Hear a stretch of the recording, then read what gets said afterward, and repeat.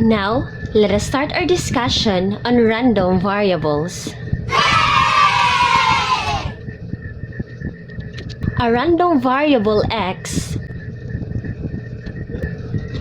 takes on a defined set of values with different probabilities. We have to remember that random variables are denoted by uppercase letters like A, B, and so on, while individual outcomes, they are denoted by lowercase letters.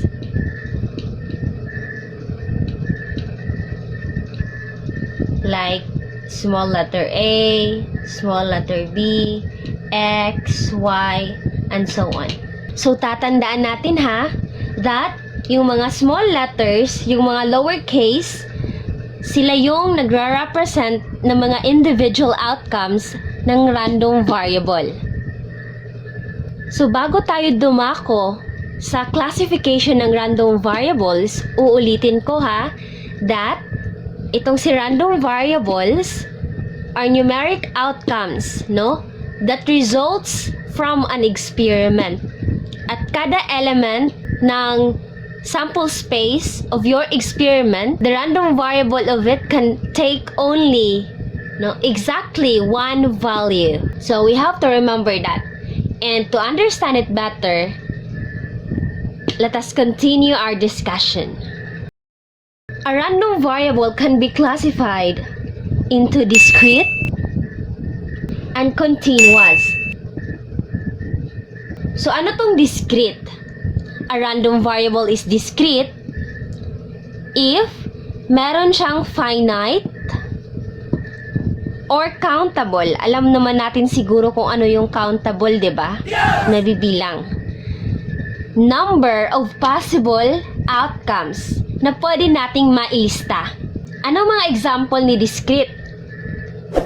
We have number of students in a class.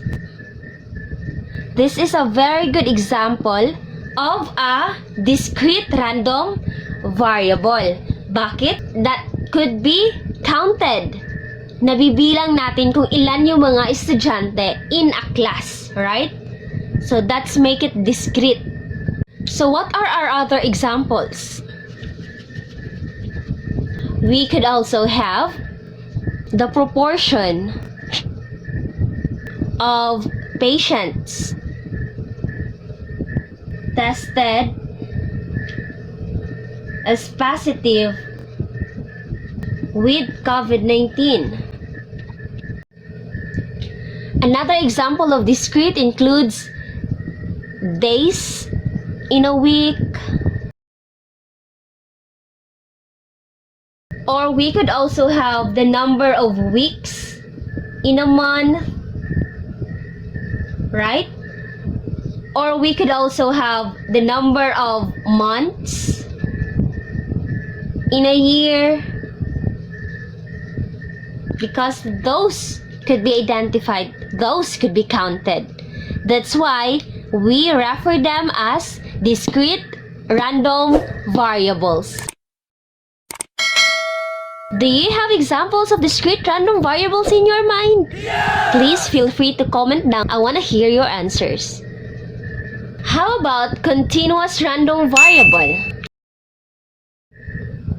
Now let us discuss continuous random variable. A random variable is continuous kung meron siyang uncountable number of possible outcomes. Di ba we mentioned this ganina? Another keyword could also be measurable.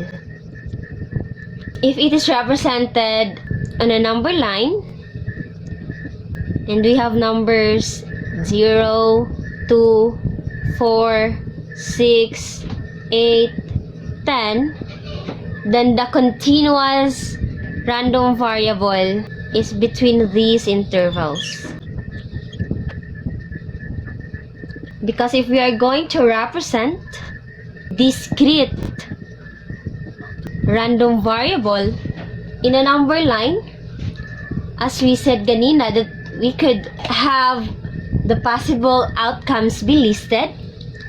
So if this is the number line, and we also have 0, 2, 4, 6, 8, and 10, then we could have values like we have 2 and 4 and 6 and 8. You see the difference between the number lines for continuous random variable and discrete random variable?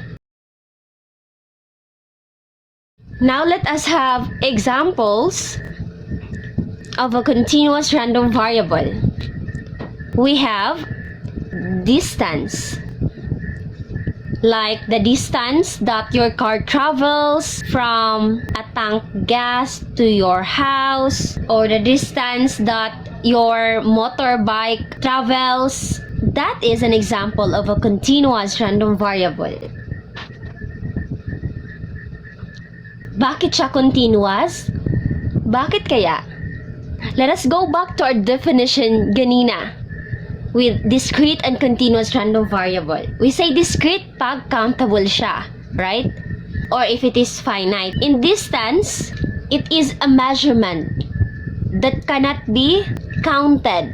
As we said ganina, that if it is measurable, then it is a continuous random variable. Another example is your weight. It is a continuous random variable. Continuous? Bakit nga ba? Again, because it is measurable. In fact, even your height, your body temperature, these are examples of continuous random variables. Hindi natin basta-basta nasasabi na, yung weight mo is 36 kilograms ka. Ay, murag kuan ra ka. Mura og 5 feet ra ka. Diba? We need to measure them. Let's make this weight, height, and other measurement. Actually, all measurements are continuous random variable. Now, malinaw na ba ang concepts ng continuous and discrete random variables? Let's give it a try.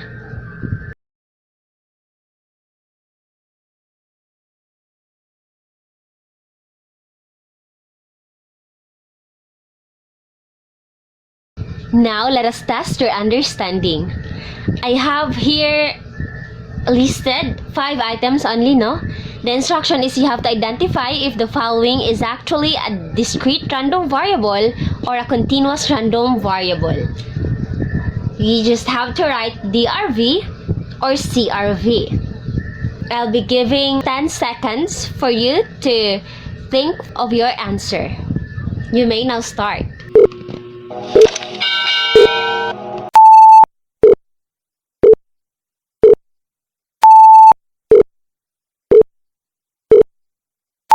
Okay, let us check your answers. For number 1, electrical current. Is this a discrete random variable or a continuous random variable? Going back, could it be counted? No, it is being measured. Therefore, it is a continuous random variable. Very good. How about the length? Oh yes, you could not say murag 8 centimeters na siya. You're using something, right? Yes! You are measuring. Therefore, it is still a continuous random variable. How about the number of teachers in your school? Alright, it is discrete random variable. Why? Because you could just count your teachers in your school, right? Yes! You don't have to use any tool. You will not use tape measure to know how many teachers in your school, right? How about your favorite subjects? Very good. It's still discrete random variable. You could just count your favorite subjects. Like, would you include statistics?